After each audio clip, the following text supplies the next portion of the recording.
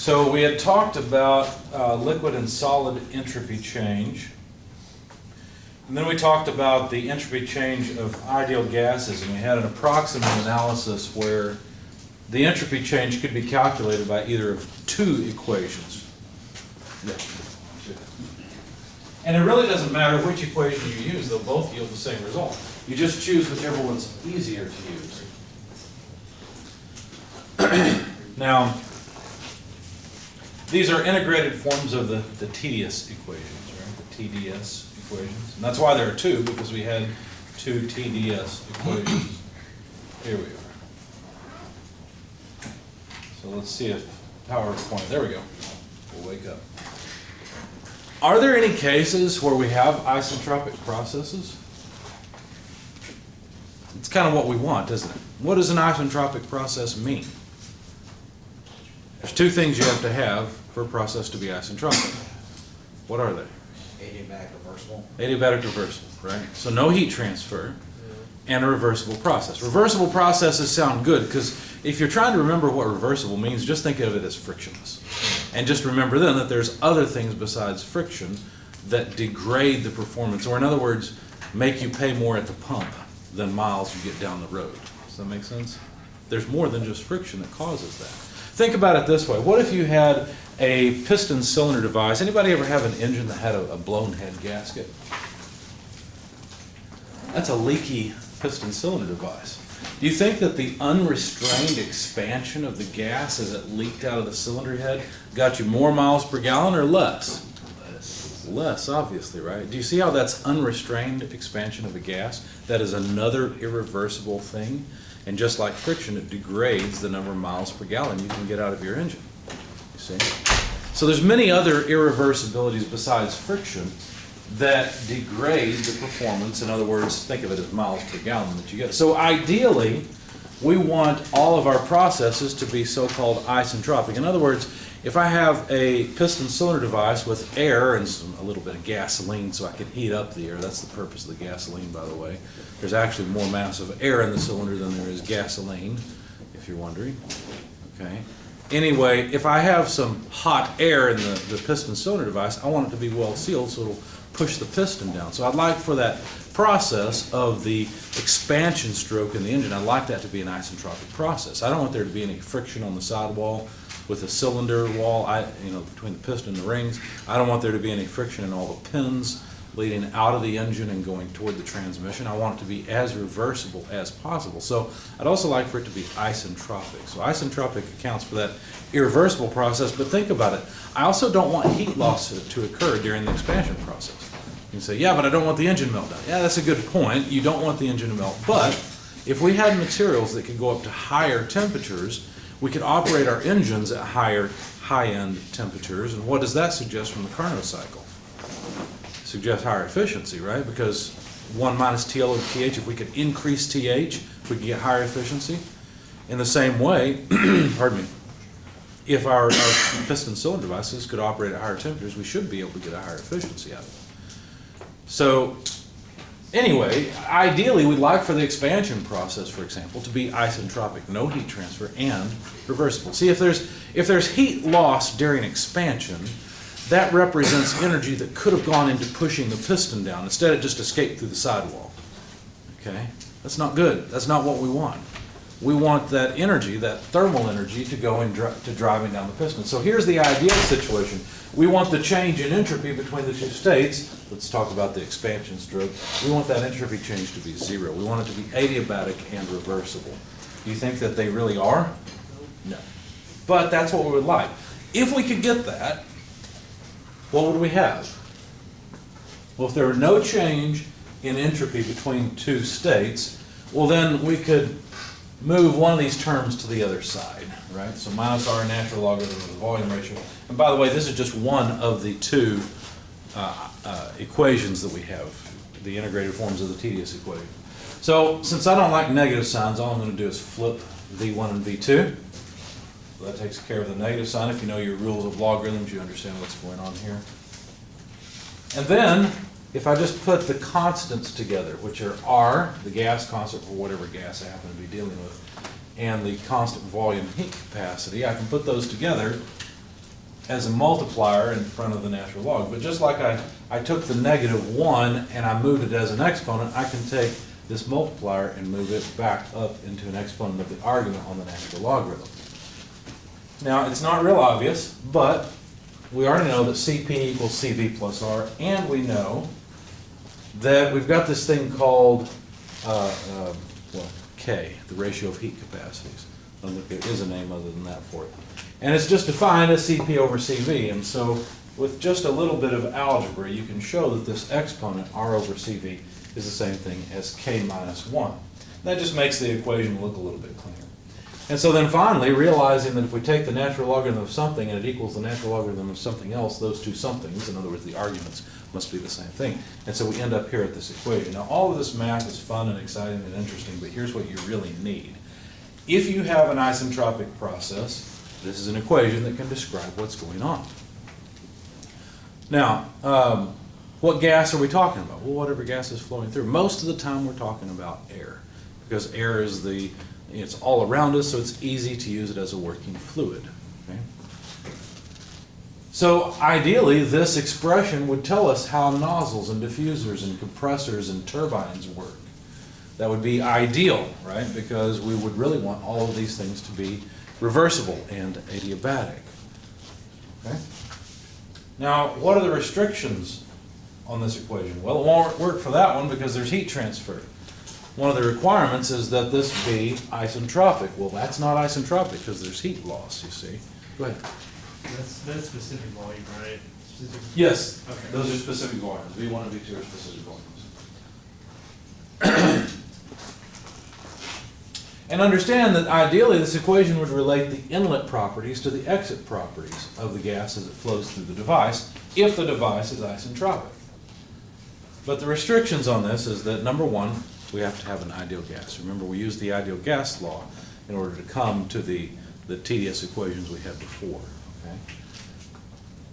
We have to have constant heat capacities. How do you know by looking at it? Well, you might recognize it if you know what K is. K is the ratio of heat capacities.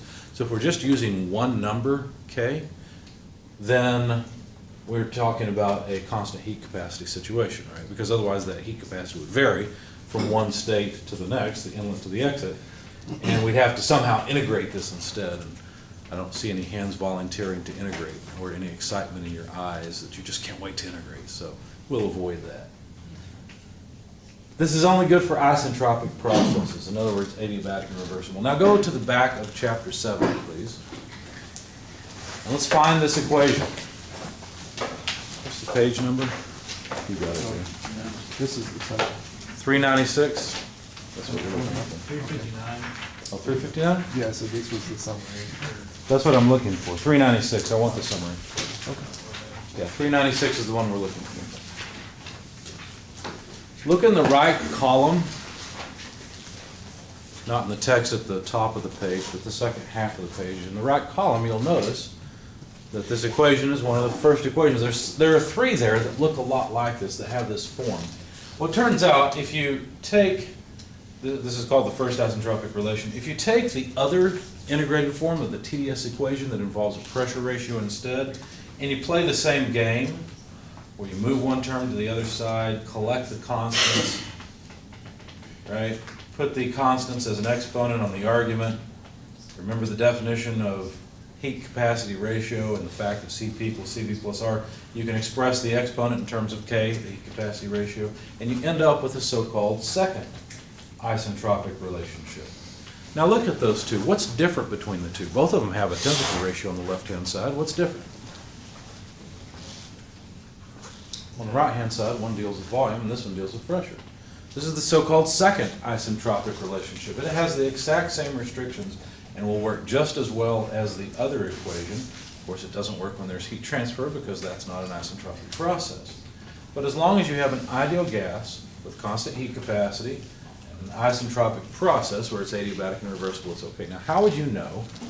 Let's say if you had constant heat capacity. Let's say I just gave you a problem and I didn't tell you that the heat capacity was constant. How could you figure out that it would be okay to use this equation? Let's assume that all the other requirements are met. Go ahead. T1 equals T2? Like, there's no... Well, they wouldn't have to be equal. There shouldn't be any heat leaving the system.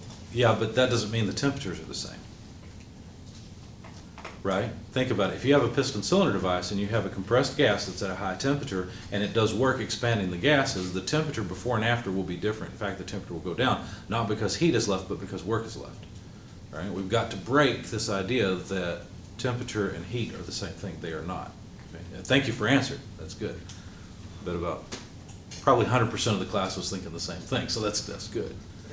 Or you could judge it based off your enthalpy. If it's the same when it comes out to be 0, then you could use this equation. Well, you're going back to the same thing. You're saying, well, because enthalpy change and temperature change Yeah, are related to each other.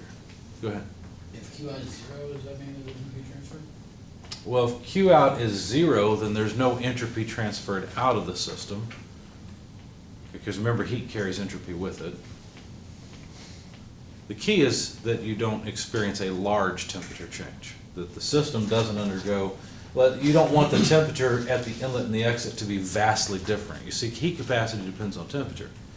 It's kind of like saying that your tolerance for liquor depends on how drunk you already are, okay? If you're already plastered, another drink, I'm guessing here, will it make it worse or not much worse? Not much worse. Not much worse. Okay, that was my suspicion, but I don't know. I've never been plastered, okay? So the idea here is that as temperature goes up, the sensitivity changes. In other words, generally the way these curves go is that substances typically have a higher heat capacity at higher temperatures. In other words, they can take on more energy without changing their temperature much more, just like a drunk can take another drink, and they're still not really any more drunk. Go ahead. It's when they're saturated with liquor. They're saturated, you're right, there we go. And that's the way you can think of heat capacity, that it becomes saturated. Okay. So the key to figuring out whether or not you can use this equation is, number one, to realize heat capacity is tucked in this ratio of heat capacities, and it has to be constant. In other words, these two temperatures can't be very far apart. And when I say very far apart, I'm talking 1,000 Kelvin or so. If they're a couple hundred Kelvin apart, yeah, you're fine. Or at least from most chemicals. All right, so this is the so-called second isentropic relation. You notice that the first and the second look a lot alike. In fact, the left-hand sides are exactly the same. Therefore, the right-hand sides could be set equal to each other. With a little bit of simplification of the exponents, you end up with the so-called third isentropic relationship. Has the exact same restrictions as the last two. Can't work when there's heat transfer or when it's not reversible. And these are only good for ideal gas and constant heat capacities. Now, you at this point should be bored because you already learned this in 220. Okay, you saw this in 220. How's that? Well, in 320, we try to do things better. We take it one step farther. So you've already seen these relationships. What if I told you that there are actually easier equations that are better than this? You would feel a little gypped in having gone through 220, right? Well, that's actually the case. There are a couple of equations, in fact, there are three, just like the first, second, third, that are easier to work with. Let me show you why. Excuse me. We're not going to relax the restriction of ideal gas. Now, that's a weird way to say it, but when a math person says we relax a restriction, what they mean is, let me translate that for you, we're going to make the problem harder, is what they mean. Okay, so we're not going to make the problem harder by dealing with real gases, but we're still going to use ideal gases. So we're still going to invoke the ideal gas law and play the same game we did before with the tedious equation, plugging in substitutions here, noting then that we have an equation that will quantify the entropy change between two states. We've seen this before, right? The second term integrates easily, but the first term is kind of a pain. And we had another tedious equation that we could use. We'll get to that in a second. I'm sorry, I'm going the wrong way. You notice the problem here is that we have to integrate this heat capacity. Now, it turns out there are actually expressions for how the heat capacity depends on temperature, and they're in your book. Let's find them. Go to page 911, please.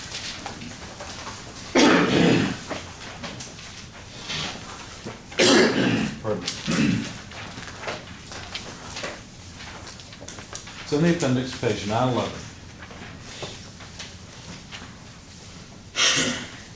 table A-2. Now don't worry about the fact that there's a bar above this heat capacity. All it means is it's the per unit mole heat capacity rather than the per kilogram heat capacity. But there's an easy conversion between the two. It's just a molecular weight. Don't worry about it. I'm not going to make you integrate this, especially not on an exam. But you can see that this is set up as a polynomial function of temperature. There's a coefficient A, B, C, D. And by the way, that D is not dt like a differential temperature change. It's just a constant D multiplied by the temperature to the third power. You see that? So here we have polynomial expressions, and you could integrate these, right? You know how to integrate polynomials. Okay, you've learned how to integrate polynomials, and you could go look it up and find out how to do it, okay? I'm not going to make you do that. You see, you can see that you can plug in one of those expressions, those polynomial expressions, divided by temperature, and actually perform this integration if you really were so inclined, right? Now, what we're going to do is define a parameter called S naught. This is not entropy, okay? S naught is not entropy, but it's related to entropy. It's related to this, it's this term here. And what we're going to do is always integrate from a temperature of 0 up to a temperature T. Now, it wouldn't be really all that bad to plug in the polynomial, break it up into its various components, and then integrate each of those components. It's just a T to the n dt integration, right? It's not that bad. But there'd be a bunch of different temperatures you would go to, right? Depending on where you decided to do this. And what we could do now is break up this integral into two parts, you see. We could integrate from 0 to T2, that's the upper limit, and then subtract off the integral from 0 to T1, that's the lower limit. Do you remember how that worked? Sorry to do this to you, whoever's watching. I'm going to swing the camera over because I keep forgetting to put this in my slides to explain. Let me see about where I'm at. Yeah, this should be good. Okay. Do you remember this? You remember that if you had an integral from one state to another state, you could actually take the integral from 0 to 2 f of x dx and subtract off the integral from 0 to 1 f of x dx. Now what the heck am I talking about? Well, why did I say these two things are the same? Well, let me show you. Here's x, here's y, and I don't know what f of x looks like. It doesn't matter. If this is f of x, see, we've got 0 down here. Let's just say the function goes all the way to some value of 0. If what I'm interested in is the area under this curve from state 1 to state 2, I want this area. Isn't it the same thing as all of this area minus that area? Well, that's what these integrals represent. This one is the whole thing. I wish I had another color. I'm sorry. You just got to watch what I'm doing. Right? That first integral is the integral from 0 all the way to 2. The second integral you're subtracting off is the integral from 0 to 1. It's this small area. That's all we're doing here. Nothing more or less. Okay? Now this is really convenient because we can always integrate from a temperature. If now we're talking about temperature,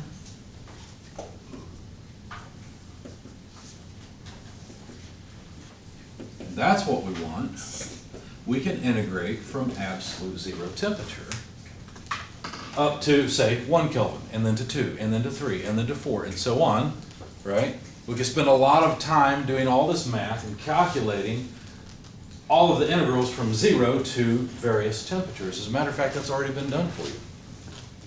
Let me go back to the screen over here. So all we're doing here is breaking up this integral into two parts. Everything from 0 to T2 minus everything from 0 to T1 will give us the integral from T1 to T2. So that integration to get those parameters, and you notice that these are just S naught parameters, aren't they? So we just need S naught to temperature 2 minus S naught to temperature 1. Well, all those integrals have already been done for you. You don't have to do this. They're already tabulated in your book. Let me go over to a page that you need to mark, table A17 and A17E. I'll let you find the E version, which is in the English units. But in the metric units, page 934 is a page that is very valuable to you. This page represents I don't know how many hours of labor, but it represents a lot of hours of labor that you don't have to do. Because the integrations, S naughts, have already been done for you. Notice page 934 that the last column are S naught parameters.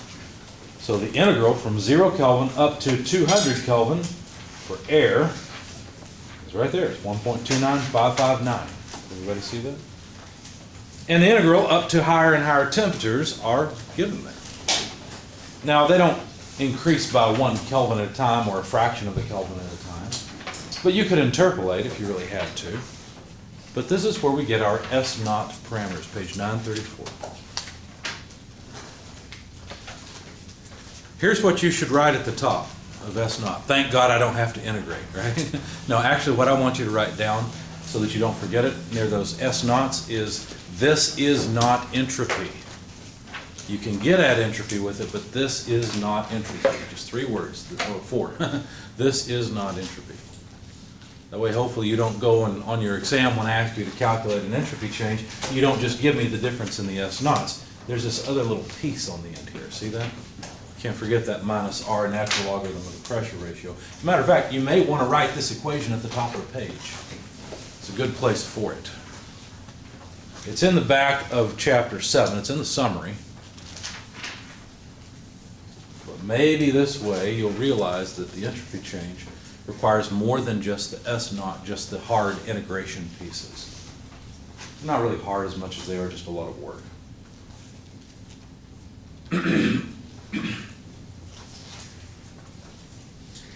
How could I be really mean to you?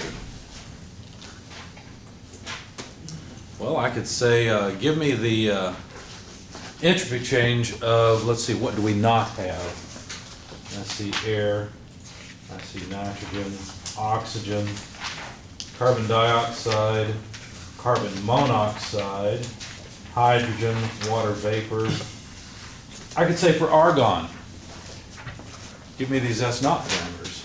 Then you have to perform the integration. You think I'm going to do that to you? No, of course not. Air is the most valuable one anyway, right? This is the one we use as a working fluid 99 times out of 100. Well, more than that. Excuse me. Air is by far the most common working fluid for internal combustion engines. External combustion engines primarily use water. So anyway, what are the restrictions on this? Well, we still have the restriction of ideal gas. Remember, we made a substitution way back here so that we could make this term easier to deal with that assumed ideal gas. It also assumes that, well, does it? Does it assume constant heat capacity? No. We integrated the heat capacity. That restriction's gone. There is, however, one more restriction that we'd like to add to this because we're really interested in isentropic processes. So if we apply this equation to a process that is isentropic, we end up with, well, we start off really with this isentropic relationship. Now you'll notice that this isentropic relationship, or some form of it, should be at the back of chapter 7. Let me double check that.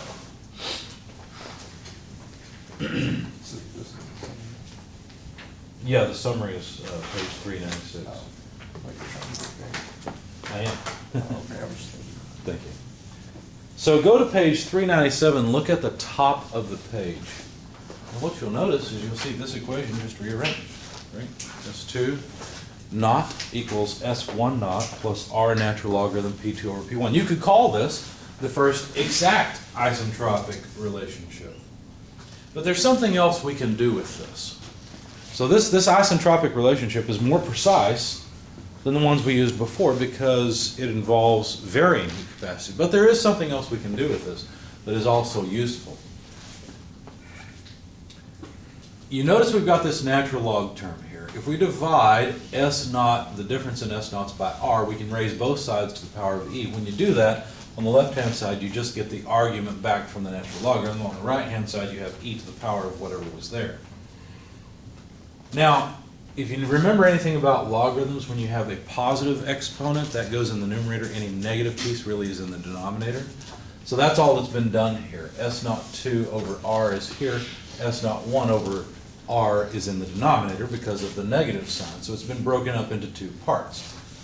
Notice, we've already got these S naught parameters, and R is just a gas constant for whatever gas we're talking about. Air in our case when we're in table A17. So if we define e to this power, we can calculate this for every single row and define what's called the relative pressure. So now you see the true evil in thermodynamics, right? It's calling everything the same thing and expecting you to understand it, because PR sounds like the reduced pressure, doesn't it? It isn't. Now it's the relative pressure.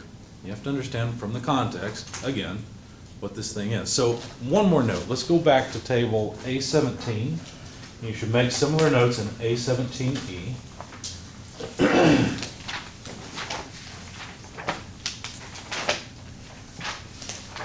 I feel like thermodynamics is one of those topics that they said, you know, this one's confusing at the beginning, but actually it's pretty simple. And to justify making a whole course out of it, we got to complicate it somehow. So let's just use all the same symbols. Not really. I'm sure that's not how it progressed. There's another note you need to add. At the top of the columns, you'll notice a PR, a P sub R parameter. Make a note that that's the relative pressure and not the pseudo, or what is it, not the reduced pressure. So it is the relative pressure, it is not the reduced pressure.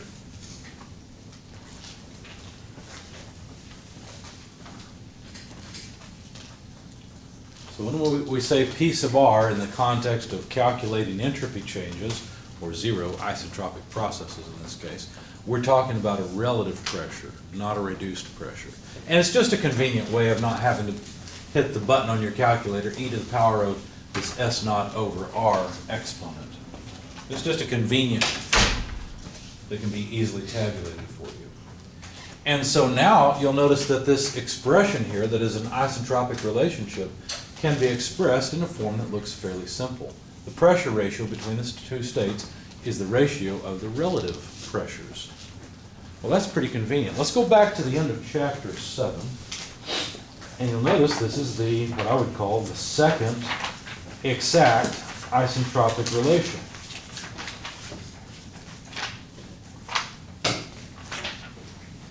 Page 397. This is the second equation on the page. Now, this derivation is great. But what does it really mean? Well, it means that it'll work for all these devices. Well, except for this one, of course. This one has heat transfer. We still have to have an isentropic process. Anything with heat transfer is not isentropic. So are these the restrictions? Yes. Notice the restriction for constant heat capacity is gone versus the first, second, and third isentropic relation. But we still have to have an ideal gas and an isentropic process for this equation to be useful or applicable. How do we use this equation? Well, it's pretty easy. You usually know the incoming temperature in a device. From that, you can simply read off the relative pressure. Then you rearrange the second exact isentropic equation to solve for the relative pressure in the second state, and then read off the temperature in the second state. So you move around in this table. Go back. We keep flipping back and forth. I'm going to put my hand in page 396 this time. Let's go back to appendix A17 again. So let's just think about how this would work. You find a temperature, say 400 degrees or 400 Kelvin, and then you go over and read off PR. Once you get PR, you plug it into this expression. Say you know the pressure at the beginning and the end of the process, but you get PR1 from the incoming temperature. From that, you can calculate PR2. That will move you in the table to some other row. Let's just pretend that you calculated a PR of 1.2311. If you did that for air, where would you be? What temperature line would you be on? 290 Kelvin. Everybody see that? So that's how you use this stuff.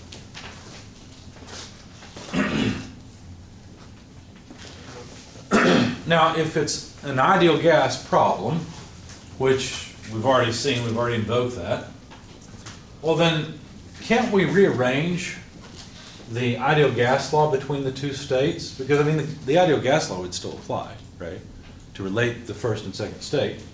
So we could rearrange it to solve for the volume ratio. We'd have then temperatures and pressures left. But if it's an isentropic process, we can replace the pressure ratio with the relative pressure ratio. And then we can put the state 2 properties together to make it look nice. And then if we define V sub r, well, here we go again. This is not the pseudo-reduced volume. Now it's the relative volume. If we define it as the ratio of the temperature to the relative pressure, we could again calculate it for every single row. And then we could have, or we could write, another expression, another isentropic relationship that is